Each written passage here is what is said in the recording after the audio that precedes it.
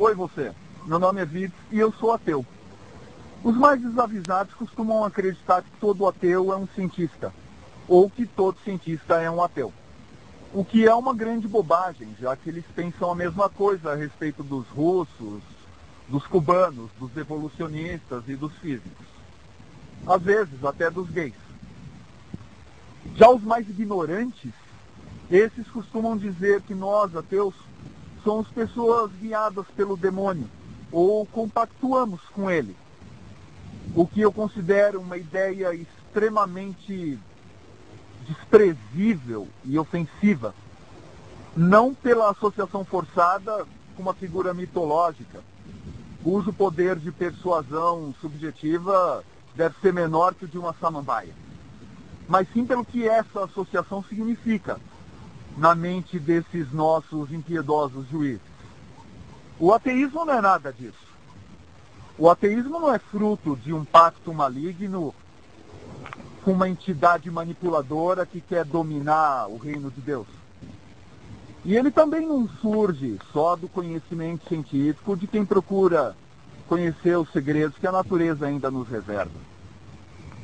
Vez ou outra, o ateísmo surge também do questionamento filosófico, das experiências do cotidiano e até da decepção pela falta de respostas às orações. Raramente ele vem de berço, quando as crianças são embaladas por pais ateístas e crescem sem o jugo condenatório dos pecados, comprometendo a sua formação. Para alguns, o ateísmo chega como bandido e rouba as suas promessas de vida eterna e de paraíso celeste. E para outros, ele chega de forma bastante tranquila e substitui as suas crenças sem maiores dramas individuais. Foi assim que aconteceu com o pai da teoria da evolução, Charles Darwin. Louvado seja! Ele escreveu na sua autobiografia, 6 anos antes de morrer, que o Velho Testamento já não merecia mais crédito que os livros sagrados hindus, ou que as crenças de qualquer povo pagão. E que ele tinha cada vez mais dificuldade, mesmo soltando as rédeas da imaginação, de continuar encontrando justificativas para alimentar a existência de Deus. Darwin disse isso porque percebeu que nós estávamos vivendo uma mentira, que o homem não havia sido criado como a Bíblia nos dizia. Darwin percebeu, veja só, que o mundo inteiro estava enganado. Darwin deve ter sido um homem fascinante, sabe? Imagina só, convivendo por milhares e milhares de anos, com uma flora e uma fauna tão diversificadas, nenhum dos bilhões de homens que o antecederam parou por tempo suficiente para perceber que havia similaridades entre muitas dessas espécies. Darwin foi o primeiro a cultivar e estudar essas similaridades. E isso o levou a desenvolver a teoria da evolução, o que lhe custou a fé no processo. Mas ele não fechou os olhos ao inevitável. Temeroso de viver uma vida de ilusões, onde todos os seres vivos seriam como sempre foram, ele rompeu com as suas crenças pessoais e adentrou no território hostil da ciência. E a ciência pode ser um mestre muito cruel, sabe? Como recompensa pela sua dedicação e pelo seu bom desempenho, ela te rouba a tranquilidade e as promessas de um paraíso. Não são todos que conseguem resistir a essa passagem. Muitos de nós, quando enfrentamos algo que contradiga os nossos medos e crenças, retrocedemos, com medo do que essa nova verdade pode nos trazer. Darwin teve uma coragem soberba, e graças a essa coragem, hoje nós temos respostas bastante conclusivas a respeito do nosso passado. Mas não se antecipe em julgar esse nosso antepassado, porque ele renegou a sua fé em detrimento da evolução. Eu quero te contar um segredo a respeito de Charles Darwin, que não está escrito em livro nenhum. Darwin nasceu ateu. E sabe quem mais? Você. Todos nós nascemos ateus. Tão ateus quanto uma vaca. E se hoje você acredita em Deus, é porque essa ideia te foi incutida na tua mente, pelos seus parentes, pelos seus familiares, na escola, na sociedade, na televisão. Se tivessem te dito que o mundo é regido por um conselho de fadas bondosas, você teria medo das fadinhas. Você estaria rezando para as fadinhas. E antes que você continue pensando em criticar algum ateu, saiba que você é tão ateu quanto Darwin foi ou quanto eu sou. Estou errado? Ou você por acaso acredita em Thor, o deus dos nórdicos? Você acredita em Ra, o deus dos egípcios?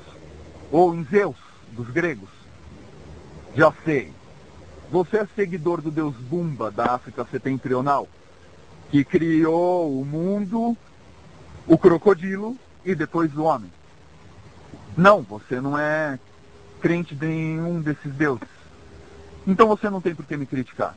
O que o seu Deus tem de diferente que mereça a minha crença?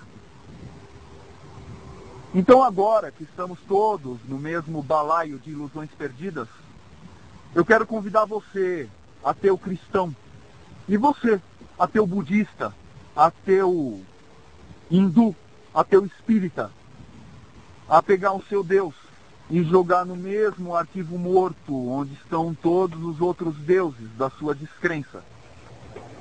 E se você não é capaz de fazer isso, é porque você ainda é escravo dos seus medos e verdades absolutas. Talvez agora Darwin possa te servir de inspiração. Ele não tinha uma ciência concreta por trás de si quando começou a estudar a evolução. Ele nos deu essa ciência. Ele traçou o caminho. Nós só precisamos seguir esse caminho. Se ele estava na escuridão, nós não estamos mais. E isso graças a ele. Nós, evolucionistas, nós estamos bastante seguros das nossas origens. E as poucas dúvidas que existem são alimentadas pelos criacionistas e por adeptos de outras concepções ainda mais bizarras. Mas essas dúvidas, elas só servem aos incautos e aos preguiçosos do saber.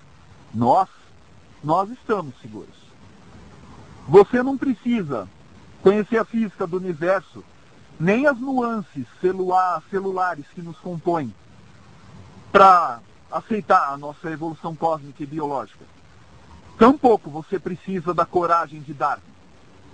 Na verdade, você só precisa engolir essa prepotência estúpida em acreditar que você possa ser filho legítimo de um pseudo-criador de todas as galáxias do universo e ter humildade suficiente para aceitar o fato de que você é só um dentre bilhões de primatas muito bem desenvolvidos e inteligentes e sem rabo.